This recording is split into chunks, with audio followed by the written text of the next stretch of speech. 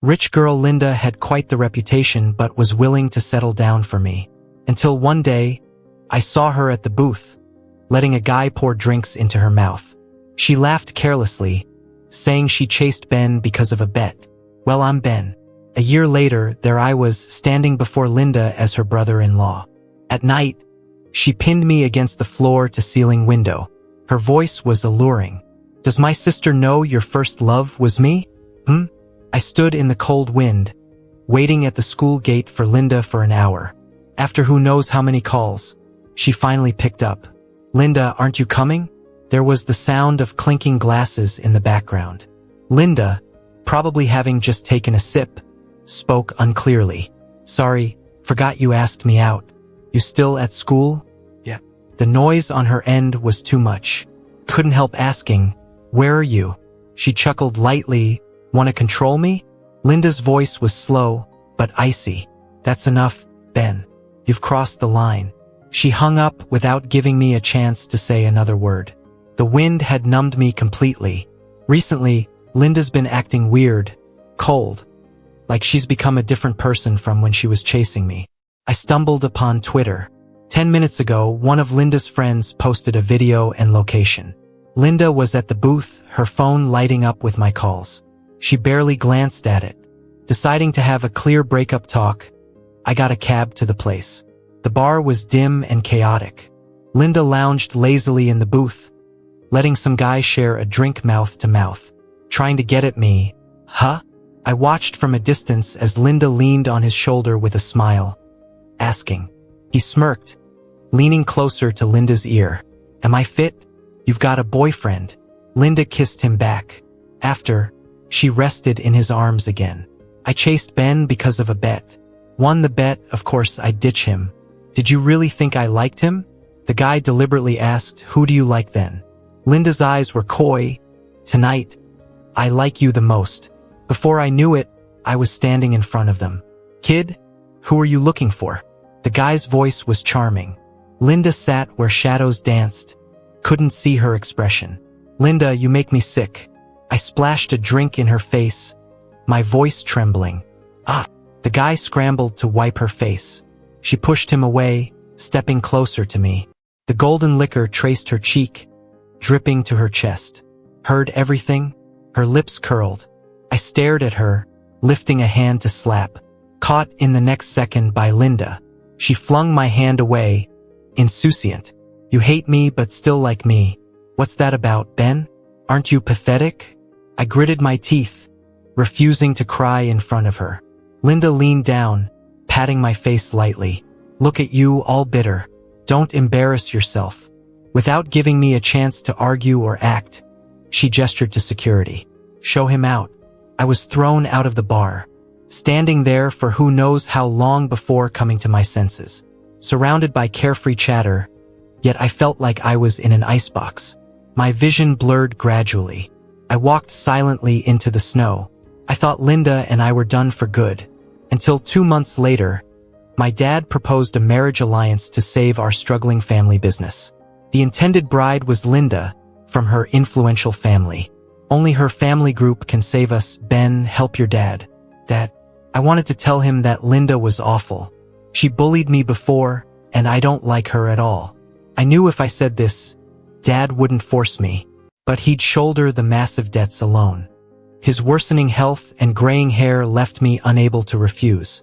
I knew Linda didn't like me, and after that day in the bar, all I felt was disgust. But I didn't expect her cruelty, wanting public humiliation for me, because on the wedding day Linda disappeared. "What's up? The bride ran away?" Yeah, she must not like Ben. I stood on stage, forced to endure the pitying and mocking stares of the guests. For the first time, I felt utterly helpless. Until Tina, the current head of Linda's family, stood before me. Linda's grandfather stood up, addressing the guests. Boldly, the invitations had a mistake by the staff. The bride was always Tina, not Linda. "The wedding will proceed. Everyone please stay calm." Everyone seemed stifled by unspoken words. Linda's grandfather's excuse was clumsy, full of holes. But in this city's business circle, even if day were called night, few dared question them. I stared dully at Tina. She raised my hand, smoothly sliding on the ring. I slowly reacted, putting a ring on hers as well. The wedding's last step, the kiss. Tina looked up, hands on my shoulders. Close your eyes. Her voice was serene. Instinctively, I obeyed. The next second, a light kiss brushed my lips. Sparse applause echoed below. Just like that, I was swapped into marrying someone else. I thought I was numb until nighttime. Wedding night. In the vast villa, only Tina and me. Couldn't suppress my nervousness about what might happen. After all, sharing a bed with someone who's practically a stranger. Tina came out of the bathroom in her sleepwear. I was curled up, pretending to sleep. The soft rustling filled my ears. Tina was lying beside me, not too close, not too far. She didn't make a move. She's the one who can save my dad's company. If you make her mad, it's not gonna end well. I took a deep breath and slowly moved closer. The moment I touched her hand, she reacted, catching me off guard. She flipped over and pinned me into the comforter. I shivered a bit. Tina noticed. In the quiet air, I heard a soft laugh. She hovered above me, staring right into my eyes. Why did you come over? I could feel her grip tighten slightly around my wrist. Maybe it was my long silence, but Tina wasn't getting a reply from me. She let go and started to lie back down. I instinctively wrapped my arm around her waist, speaking in a low voice. I don't know what to do. I'm just a bit worried. Not pushing you away. Even though she's Linda's sister, that's not what bothers me. It's just because everything's unfamiliar. The woman in front of me, she's the lifeline saving my family. And she's also my newlywed wife. I let my hand slowly slide down to her waist, with intentions to explore. She leaned close to my ear, breathing softly. I closed my eyes, forcing myself to relax. I could already feel Tina was quite skilled. She gently kissed the side of my face. Does this feel okay? I steadied my breath. Yeah. She smiled and continued. The kisses moved lower. The next day, daylight flooded the room. I was alone in the big bedroom. After freshening up, I found Tina sitting at the dining table. Tina, are you alright? I still preferred calling her by her name. She looked up, her ears turning a shade of pink. Nothing. But her quick lie was soon revealed. I gotta head back to school this afternoon to pack my stuff. Tina was heading to the company, so it was on the way.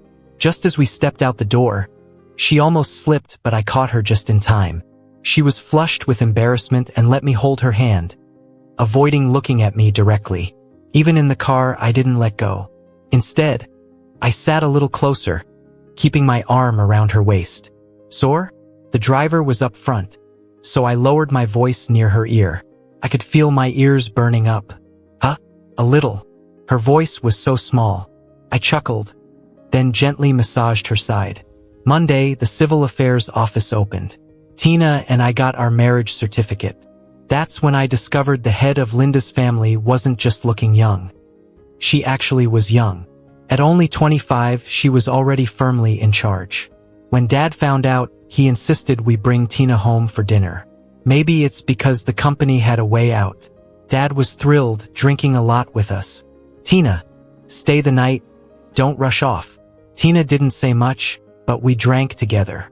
The result was, even after coming out of the bathroom at night, I could see how drunk she really was. Drunk Tina was quite different. I leaned against the headboard, watching her eyes grow darker, a bit uneasy. She came straight at me, suddenly sitting on my lap like a lazy cat leaning on me. I blinked, my mind blank, and subconsciously asked, "Here?" Tina leaned towards my lips, nudging my nose playfully. "Can we?" Halfway through, I started to regret it. I kept my mouth covered, trying not to make a sound.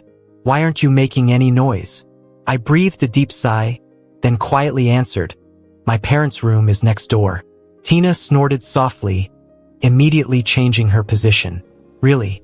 Ben, you better hold your ground." That was the first time Tina called me Ben. That night, to keep quiet, Tina left several bite marks on my shoulder. At first, I thought Tina would be this way with anyone as a marriage partner. Later, I found out she had an intense aversion to germs. For 25 years, she'd never let a man near her. Tina started picking me up from school when she could. We were more on a doing more, talking less phase. Probably because of Tina's naturally quiet personality. But somehow, in an unspoken way, we grew closer. Just when I started feeling a bit of attraction to Tina, Linda came back. Linda's welcome home dinner happened when I was still at school. After class, I was sipping peach-flavored soda while waiting for Tina. The timing was perfect. I finished my drink right when I saw her car. As soon as I got in, she leaned over, lifting my chin to steal the air from my lungs. I was stunned for a moment before closing my eyes to go with it. Tina finally pulled back, her face slightly flushed. Had some peaches? She seemed a bit timid about meeting my gaze. Something like that. Her fingers brushed my lips. Meeting Linda, are you feeling uneasy? I tightened the grip of security quietly. Yeah, I did feel a bit uneasy. But what worried me was Linda might bring up our past to Tina. Afraid Tina would mind that Linda and I were once a thing. Seeing my silence, Tina clearly misunderstood. She reached up, caressing my head, then my earlobe, soothingly. If you really don't want to go, then we can skip it, okay? I snapped back, tentatively kissing her cheek. I'm good. Seeing my resolve, Tina didn't push further. She started the car. When we got there, Tina didn't rush to get out. She leaned in for another kiss. She's always like that. A few kisses before we got in and out of the car. Suddenly the window was tapped, interrupting us. Big sis, is this my brother-in-law? After 3 months, Linda just showed up out of nowhere in front of me.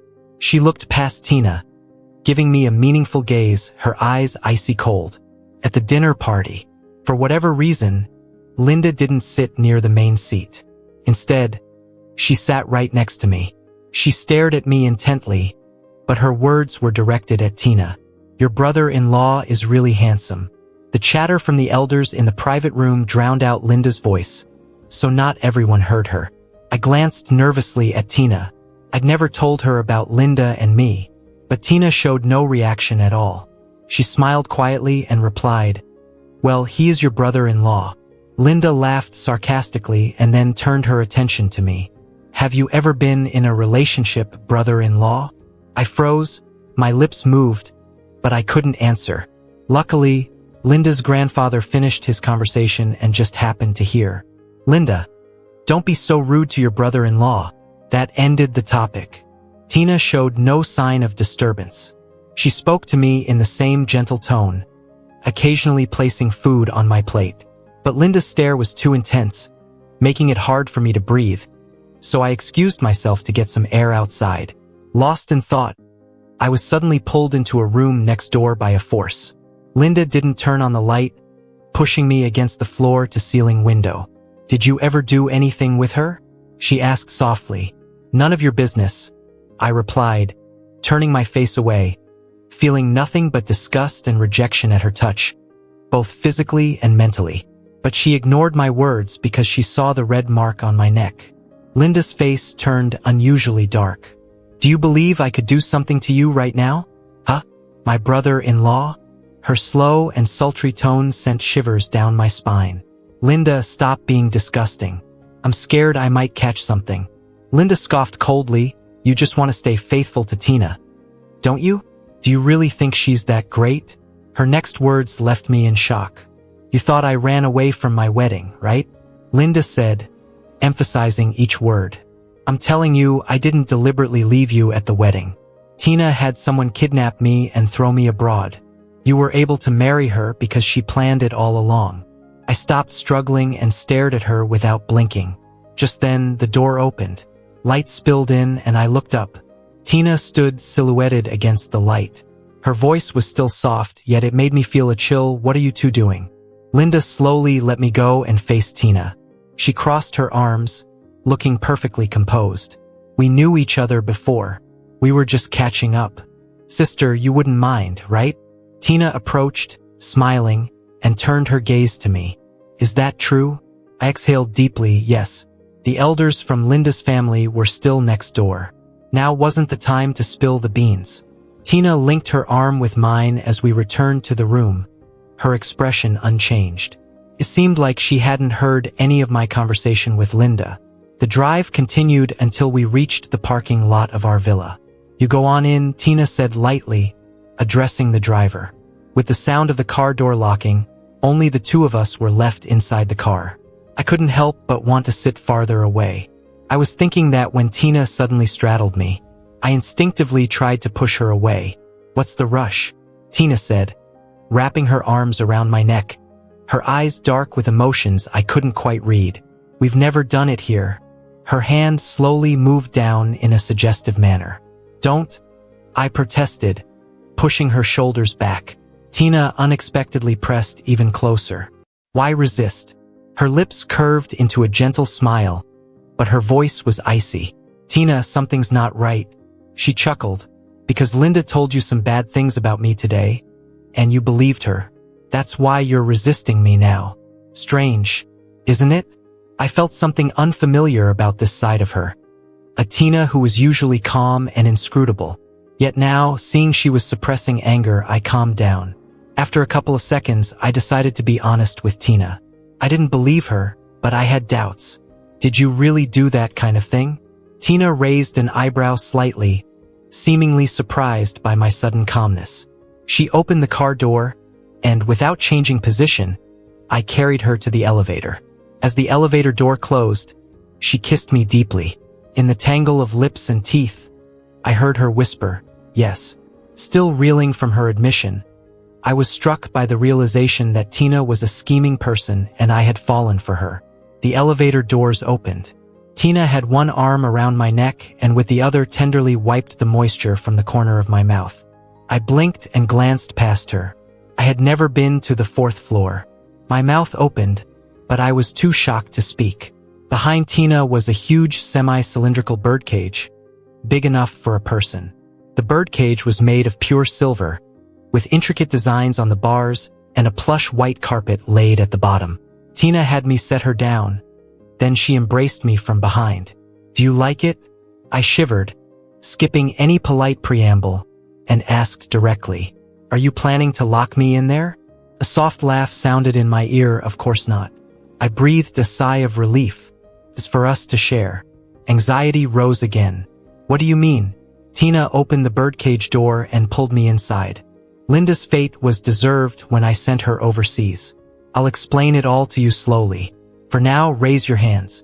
My hands were shackled by the cage's ceiling, yet I just looked at her, puzzled.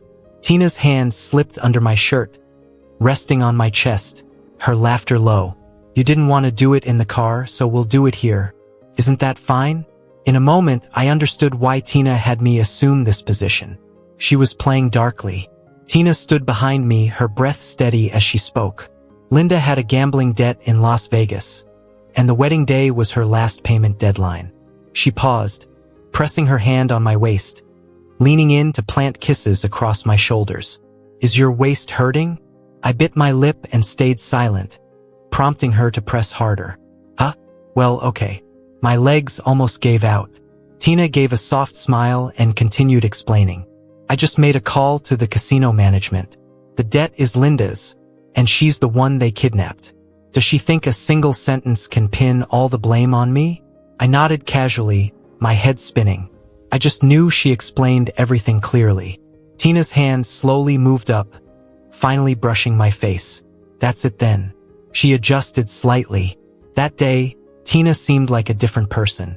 I wasn't let go until almost dawn. I even forgot to ask, what was her purpose? And what did Linda mean by, "If you can marry her openly, it's because of her long-term plan"? The question slipped my mind with my busy schedule. The next day, Linda's grandfather wanted to go to Las Vegas. A week later, it was his birthday, and she chose the location just because Linda wanted to go. Linda's grandfather always spoiled her the most. 3 days later, at night on the cruise, Tina and I were on the deck, enjoying the breeze. "Why come here and not play around with me?" A seductive voice accompanied approaching footsteps. Linda and her male companion walked toward us. That male companion was the same guy who fed Linda drinks mouth to mouth at the bar. "Long time no see." He raised an eyebrow meaningfully at me. I looked away, ignoring the unwanted attention. Tina showed no expression either. Though she didn't say, I could guess. Tina knew about my past with Linda. Linda stared directly at me, leaning closer to her male companion. Her smile had a sharp edge. Didn't you see he doesn't want to talk to you? Why bother being so eager? Tina and I ignored her sarcastic tone. A gust of sea breeze passed, and I noticed Tina shiver a bit. I draped my jacket over her, pulling it tight. Cold? Wanna head back? Before I could reply, Linda interrupted. What's the rush? She drawled, tilting her head toward Tina. Her eyes were taunting. Sis, want to play a round? Las Vegas. The only place in America where gambling is legal. The next deck has its own gambling table. Linda and Tina sat at opposite ends of the long table. Linda flipped her poker cards one-handed, then pushed all her chips forward, adding my entire share of stakes, real estate that Grandpa gave. Tina smiled without a word, waiting for her to finish. Linda glanced at me, raised her chin. I just want him. The air froze instantly. The tension was heavy, only Linda didn't feel it. She kept a relaxed tone. Sis, I'll be up front. I have a thing for your husband. Do you dare to bet? I frowned. Linda, are you crazy? Tina slowly shifted her chips, a leisurely smile on her lips. Sorry. Ben belongs to himself. I don't have the right to decide his fate. Even her refusal was gentle. I looked at Tina, feeling like my admiration for her increased. Tina got up, walked over to Linda's scowling face. She randomly drew 3 cards from her stack, flipped them over, laid them in front of Linda. A straight flush. She rejected Linda's proposal, but also in this way quietly told Linda. Linda's so-called provocations, she didn't take them seriously at all. Linda gritted her teeth, silent. I took Tina's offered hand and left with her, suppressing my smile. My wife is amazing. Back in the room with Tina, just as I was about to praise her, my breath got caught.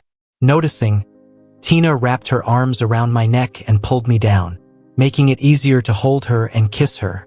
Were you happy with what I said at the gambling table? She didn't put much distance between us, kissing me again after she spoke.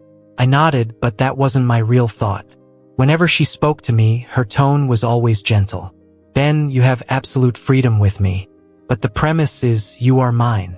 How could I think of using you as a wager? I was speechless for a few seconds, then accepted Tina's words. This was the real Tina, soft-spoken and refined on the outside, actually a bit twisted on the inside. Some preferences are twisted too. I thought Linda's embarrassment would make her more restrained last night, but I was wrong. It made her crazier. Early the next morning, Tina whispered a few words in my ear, kissed my forehead, and went to handle a company report. When I woke up again, Linda sitting on the sofa nearby startled me awake. How did you get in here? I threw on a shirt, sat up. Linda stood up, walking towards me at a leisurely pace. I just started to tell her to leave, and she already saw through my intention. Linda sneered. If you don't want a scene, I suggest you not call out. She stood by the bed, looking down at me. Ben, tell me, knowing Tina went to such lengths to marry you, why stay by her side? Huh? You can't have, she said word by word, fallen for her, right? I sat at the other end of the bed, keeping my distance. Tina is my wife. Why wouldn't I like her? Linda's voice was gentle. 5 months ago, you clearly liked me. Why, in less than half a year, can you suddenly like someone else? Ben, did you fall for someone so easily? I took a deep breath, holding back my impatience. Yes, my feelings come easily, and they go easily too. Until seeing you kiss another man in the bar, I liked you. Upon hearing about that day, Linda's lips turned pale. I continued to calmly meet her gaze. But when I saw someone else with you, realizing pursuing me was a mere bet start. Linda, from that moment on, I withdrew all my affection. Because you're not worth it. Linda suddenly broke down, speaking rapidly. I gotta admit, at first, when I started pursuing you, I was just messing around. That's how I approached every one of my relationships. But I don't know when I started actually liking you. When we first broke up, I was acting like I didn't care at all. I shook my head, chuckling lightly, feeling the words sting in my ears. You don't believe me, huh? Ben, everything I said is true. When Grandpa first told me about an arranged marriage, I immediately refused. But then I found out it was you. My first reaction was that if it were you, I wouldn't mind getting married. It made me realize that I truly liked you. I started looking forward to our wedding. But it all got ruined by Tina. If it weren't for her, I cut her off. If it wasn't for her, every day married to you, I'd live with disgust and self-loathing. Linda stopped, staring at me in shock. Linda, your words only moved yourself. Honestly, what I feel after hearing you is that you're really messed up. She slowly snapped back, with a sly, defiant laugh. Ben, I've changed. Once I realized I liked you, I didn't see anyone else. At least give me a chance to prove it. I was really fed up, and my eyes showed pure disgust. You've got no clue. I've already tied the knot with Tina. Linda pulled up a chair, sitting beside my bed with a casual air like we were just chatting. This is America. All I need is less than 100 grand, and I could hire someone.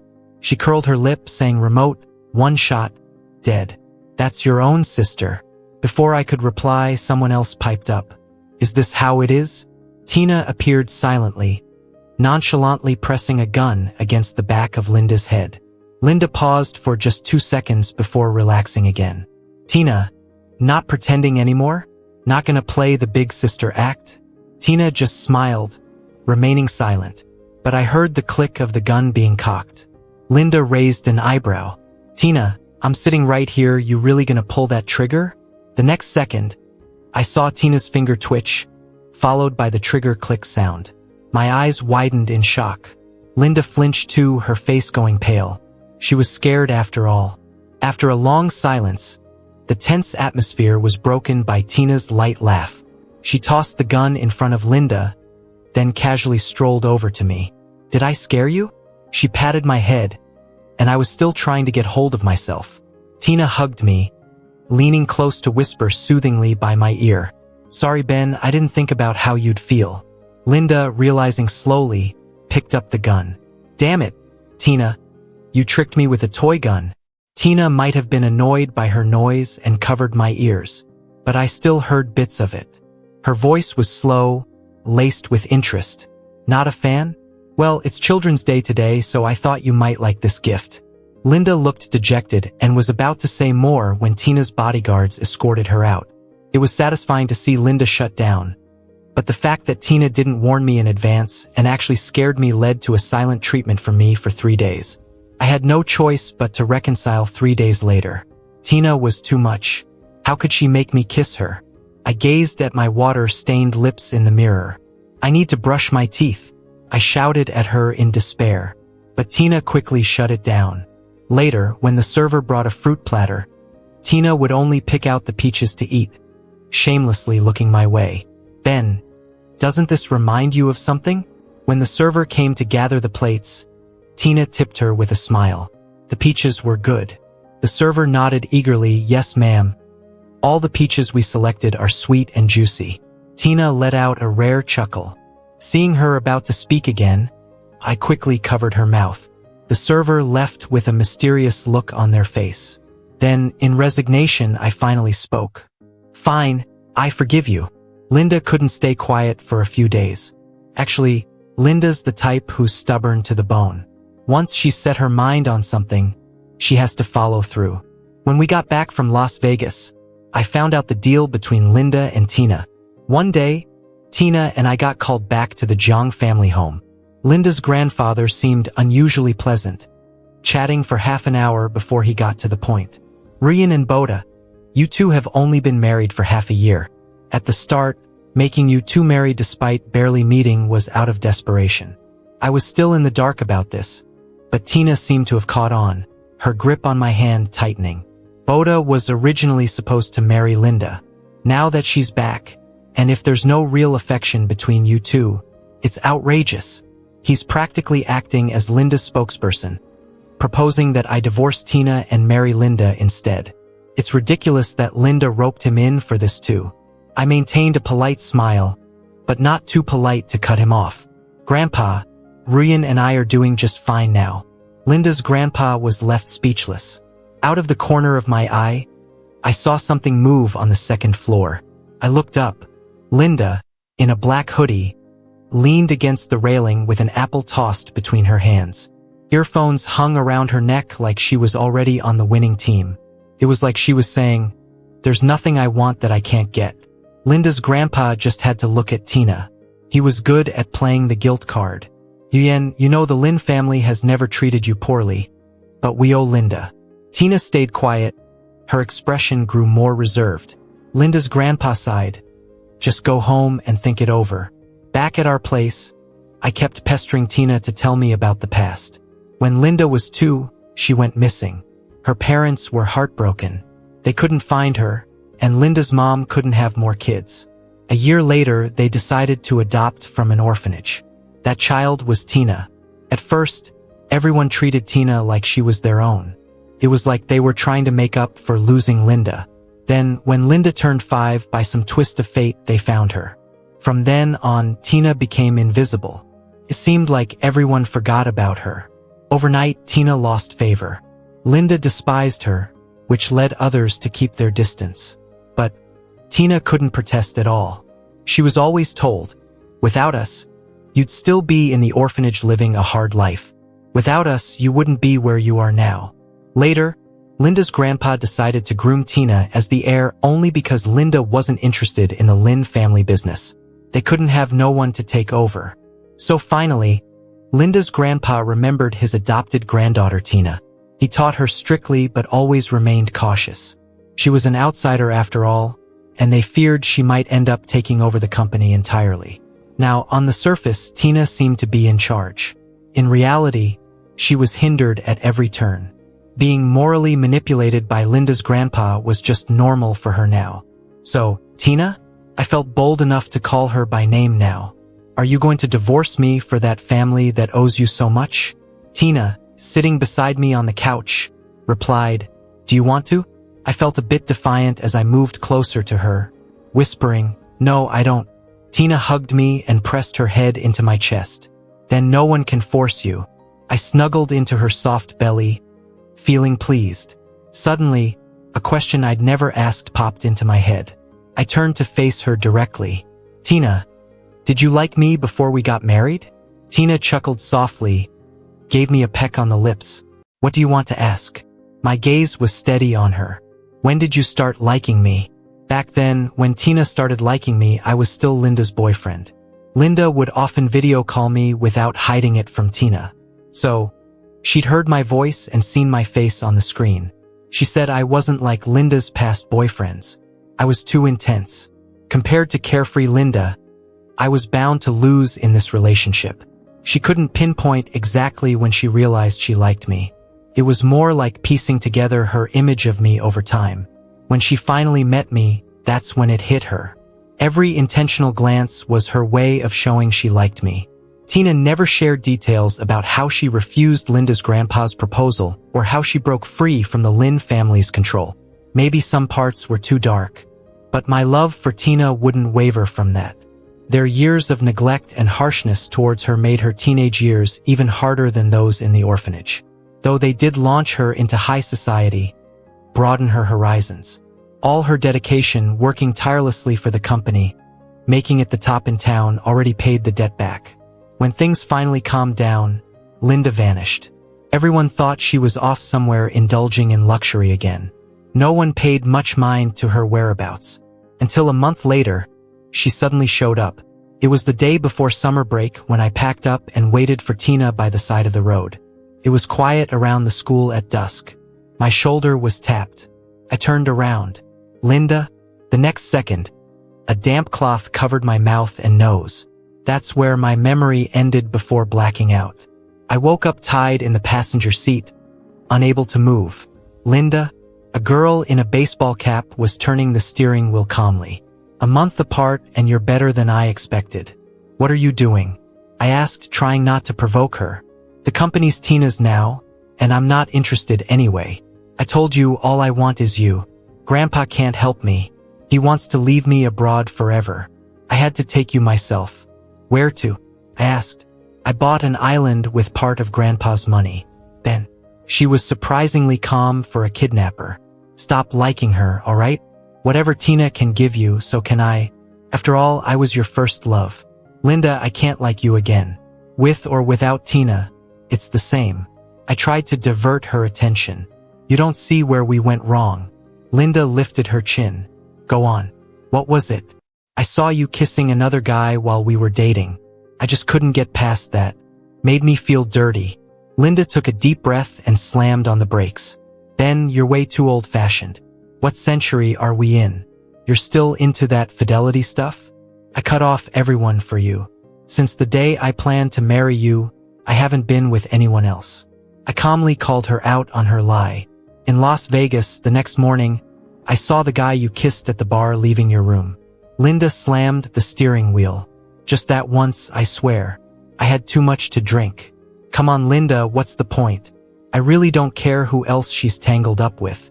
Then what do you want? Linda stared at me. Tight-lipped. What do you want me to do? Let me go back. No way. Let's go down together, then. As we were at a standoff, Linda glanced at the rearview mirror. Then she immediately started the car and slammed the gas pedal. Tina's pretty quick. Huh? She sneered, flooring the gas. The speed scared me a little. 2 police cars were tailing us. I was pale and Linda noticed. She seemed to tap the brakes. Then her face changed. I watched her constantly press the brakes, but the speed didn't drop a bit. The floor mat got stuck on the gas pedal, so the brakes weren't working. Linda, I was all cold and sweaty, palmed. It's okay, Ben, it's okay. She tried pulling the handbrake, doing something else too. But the speed only increased. Ahead were sharp twists and turns. There was no time to think as we crashed into the trees past the guardrail. My body hurt from the impact, but I reckon Linda was hurt worse than me. A second before the crash, she unbuckled her seatbelt and flung herself onto me. Ben. It was Tina's voice. I was in a daze, unable to move. Nearby, there was the sound of dripping water. I smelled gasoline. The fuel tank was leaking, and the car seemed like it was about to blow up. Linda was completely unconscious. Just when I thought I was going to die there, Tina pushed through the shattered window and dragged me out. A few seconds later, I heard the roar of an explosion behind me. In that car accident, I miraculously ended up getting injured the least. Mostly scratches. Tina, though, since she shielded me when the car exploded, her right leg got hurt. Even after the wounds heal and she's discharged from the hospital, she would still need 3 months of full recovery. As for Linda, she's still in the ICU. The doctor said at least her life is saved. Her sentencing will be postponed for now, too. When I heard that she survived, I sighed in relief. This tiny detail didn't escape Tina. Ben, are you worried about her? She leaned against the headboard, closing her book. I shook my head. She's getting what she deserves, and you're lying here because of her. I don't sympathize with her. But still, she shielded me at the last second. If she just died, I guess I'd feel pretty conflicted. Tina almost laughed but held it in. Good thing she didn't die. I chuckled, leaned in, and gave Tina a loud kiss. Wow, Tina. How did I not realize how stingy you are before? Tina tilted her head, looking for my lips. After finishing a quiet kiss, her hands were already around my neck. Then, her voice was teasing. I blinked, understanding her hint. But your leg still isn't better. Her hand was already inching upward. So, I need you to lean in close. How? Lie beside me, Tina softly suggested. Moonlight spilled across the floor, casting rising and falling shadows.